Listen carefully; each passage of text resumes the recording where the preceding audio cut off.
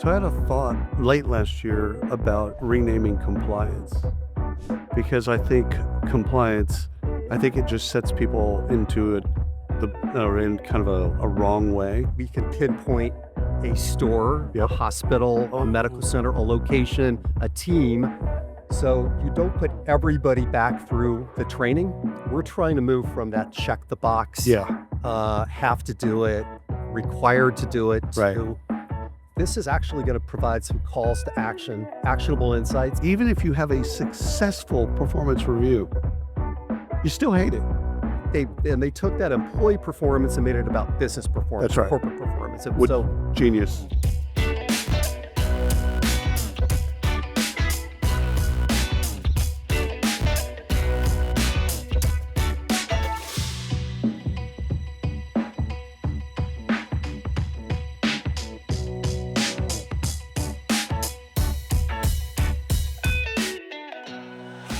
This is William Tidcup, and we are at HR Tech in Las Vegas.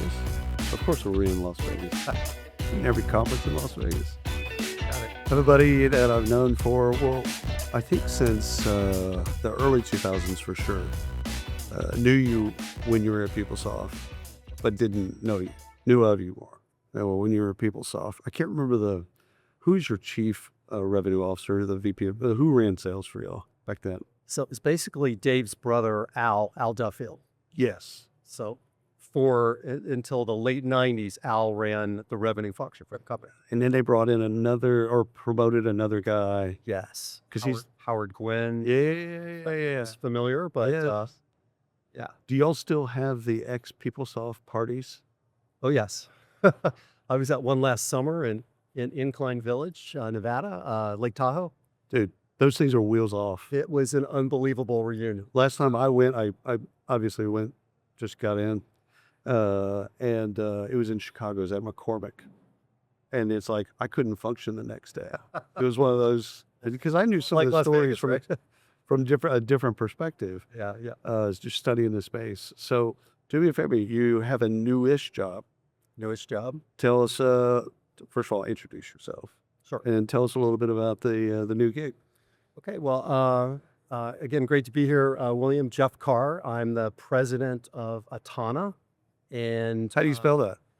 it's got a lot of A's. Okay. Atana, company that's based in the Seattle area, Oh, and cool. we're at the intersection of learning and behavioral insights, and I'll explain that to you, why it's pretty cool and what attracted me. But my background has been pretty much in the work tech, Yep. HR tech world. I was a payroll programmer out of college, Oh, bless you. I'm Catholic, so I can do this. payroll and HR programmer, and I ended up going to PeopleSoft as one of the first 50 employees. Wow. Had a career there that I only, I can look back at it now and appreciate the lightning strike, Oh, they just moved you around. moved around. That was one of the things I loved about PeopleSoft at that time was if you were talented, they would just like, hey, you're good at this. Okay, now we need you to go over here. And it's like, I don't know anything about that. That's exactly what happened. You'd get comfortable with the job, feel like you had control, arms around it. You'd get promoted to something else 100%. and reinvent, start over again like 12, 18 months later. Right. So that was my experience there for about 9 years. I left in 2000. Yep. Before And- the some of the harder stuff with Yes, before the next chapter. Yes, next chapter. That's a good way going to to say it. Oracle. Yes.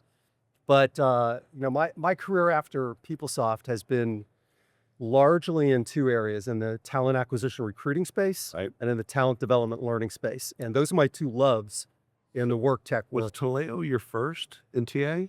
Taleo was my first with TA, with the caveat that when I was at PeopleSoft, Oh yeah, you helped to do the actually product. had Jason Averbook was the Yeah. product manager launching a recruiting Right. product back in the day. I remember that.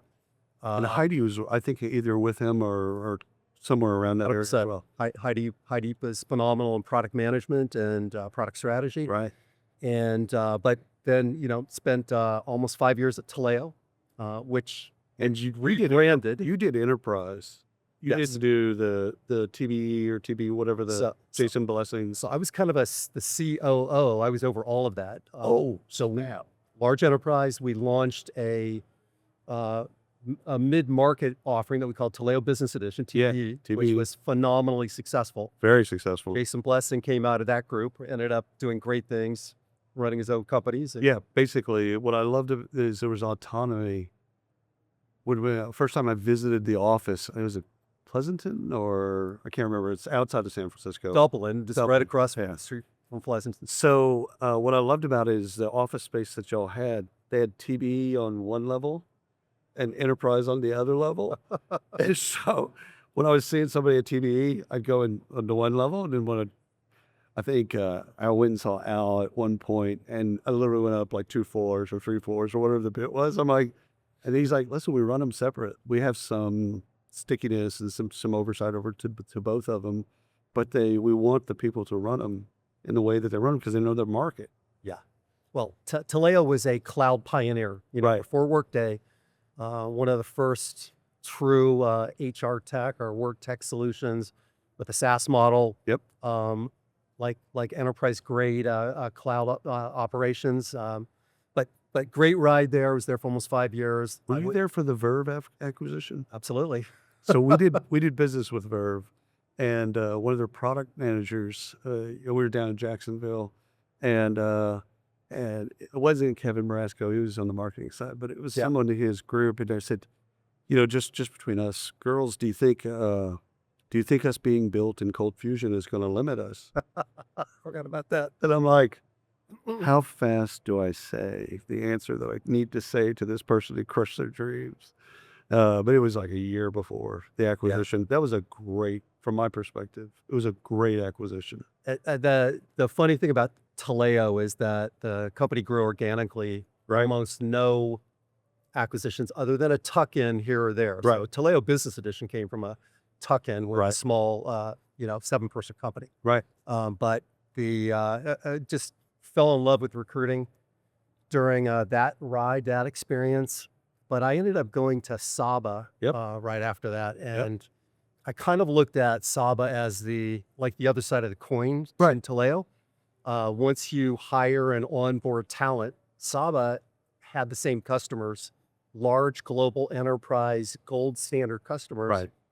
But for, L&D, for a learning management platform, they had performance, succession, some other adjacent applications as well. Yeah. It's my work with Saba was I think it was Bobby.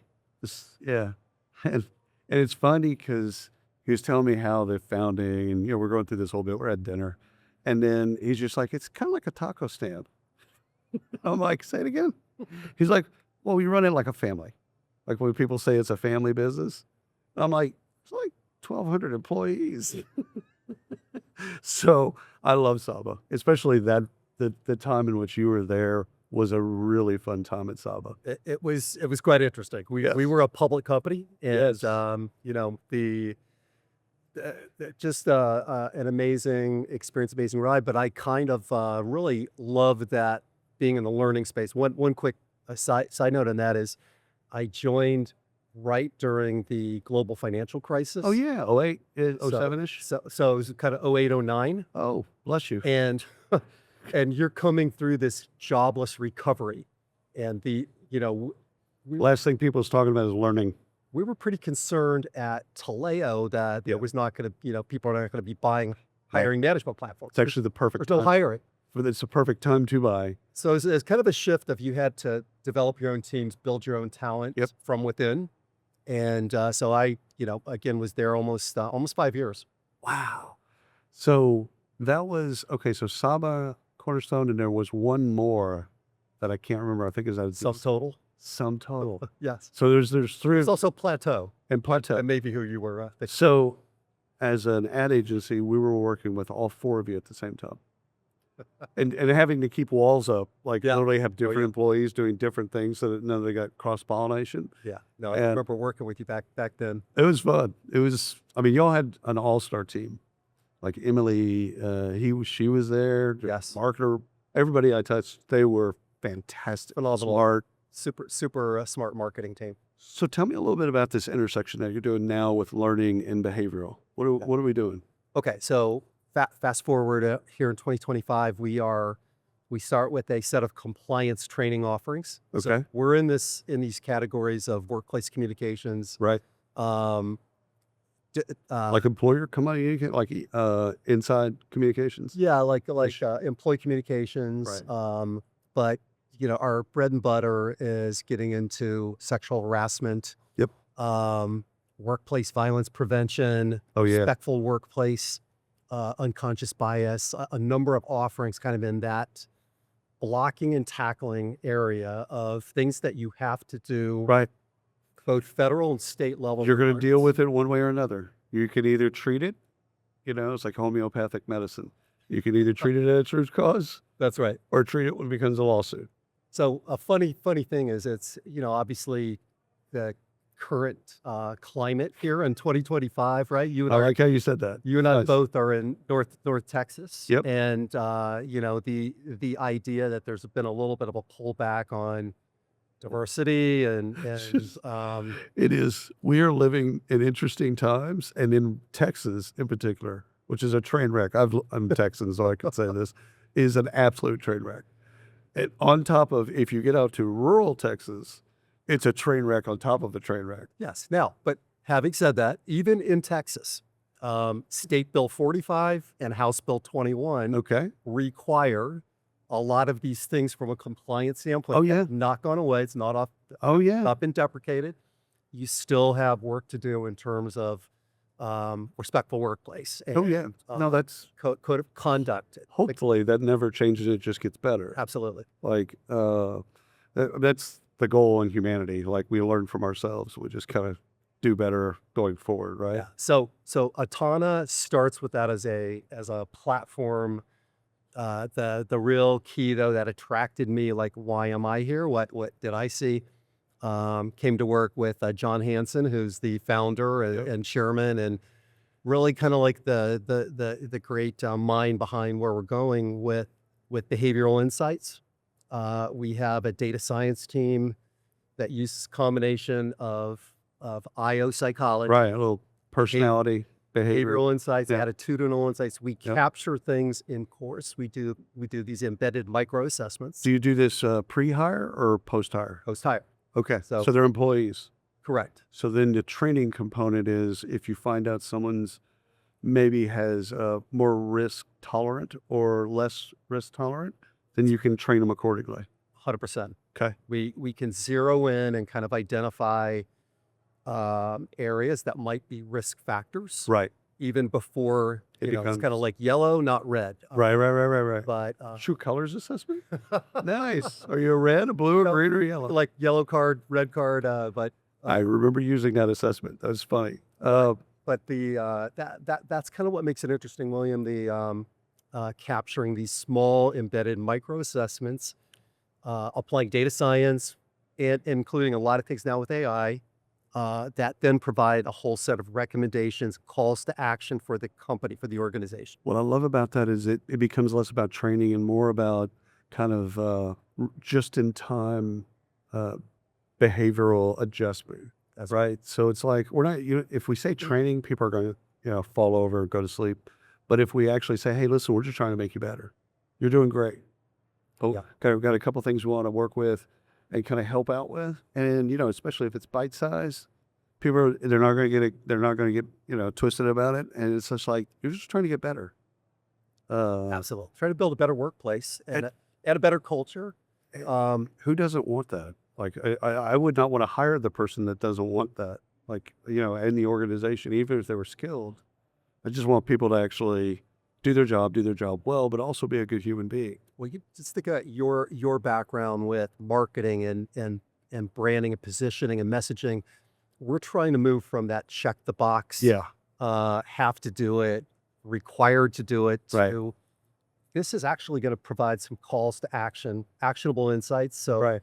whether it's the L&D organization or it's the HR stakeholders, Right. they're able to go into C-suite meetings with data, Right. not anecdotal, like we think we have a problem. We feel like we have a problem. Right. And it's not as reactive.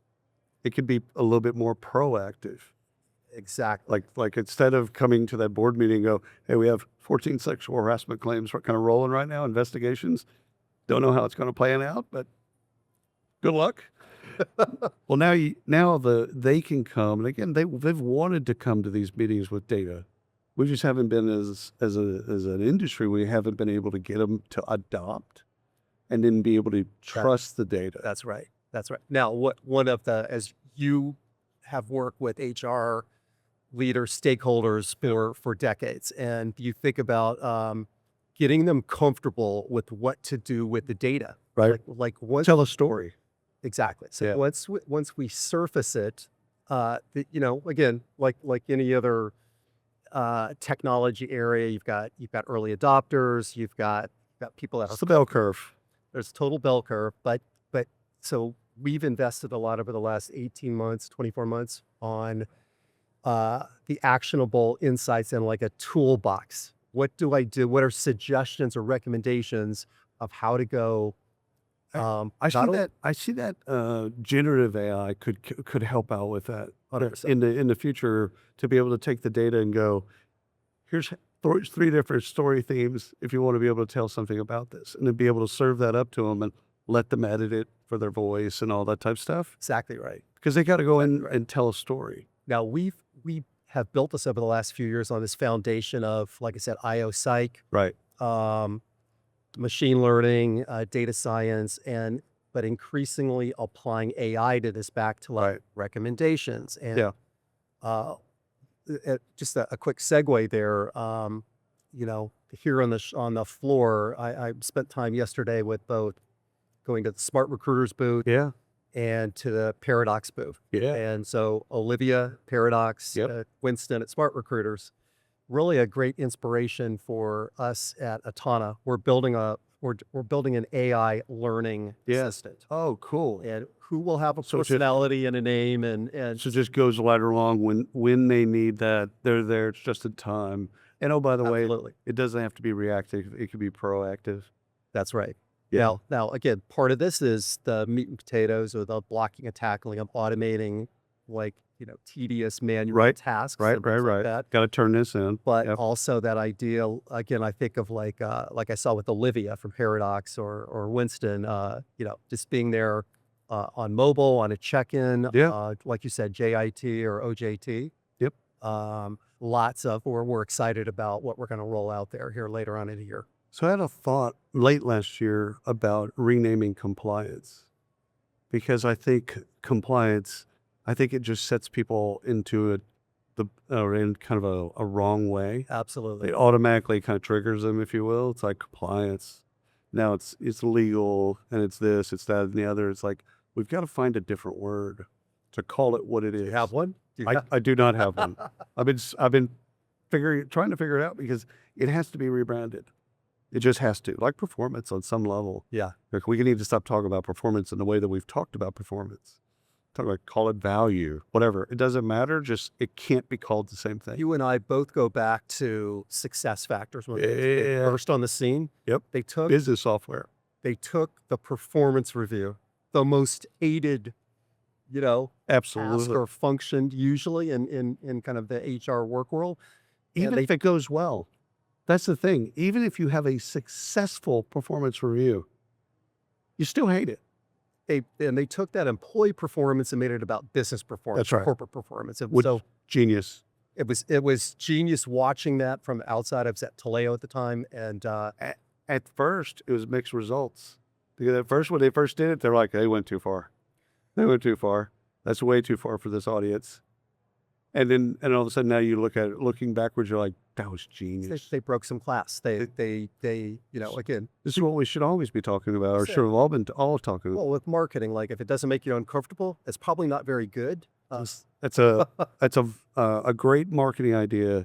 Makes the hairs on your neck stand up. So again, great idea there. I think we'll continue to look at how we have this conversation, how we tell the story around it. Yes. This isn't your grandfather's compliance. That's right. Compliance has changed, and it might not be sexy, but it is one of the most critical, close to paychecks. It's one of the most critical things to do at an organization. And you find out when you do it wrong when you get sued. So you can't fix it then. You're now having to treat the lawsuit and pay people off. and pay people out, etc. But you shouldn't have to do that. A lot of this is self-inflicted. All of it's self-inflicted on some level.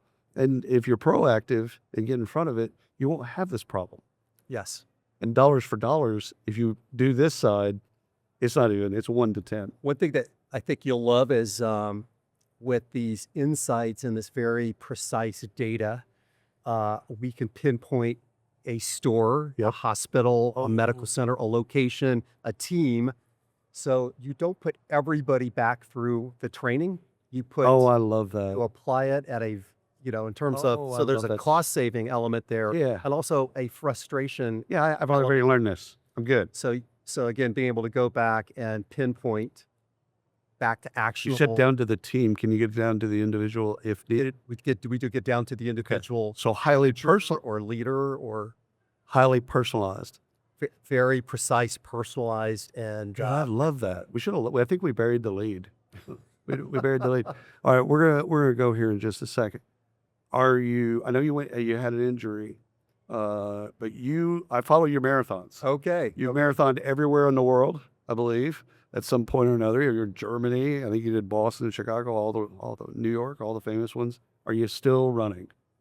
So have you given up your running shoes? This is my favorite topic. So I'm still running. Okay.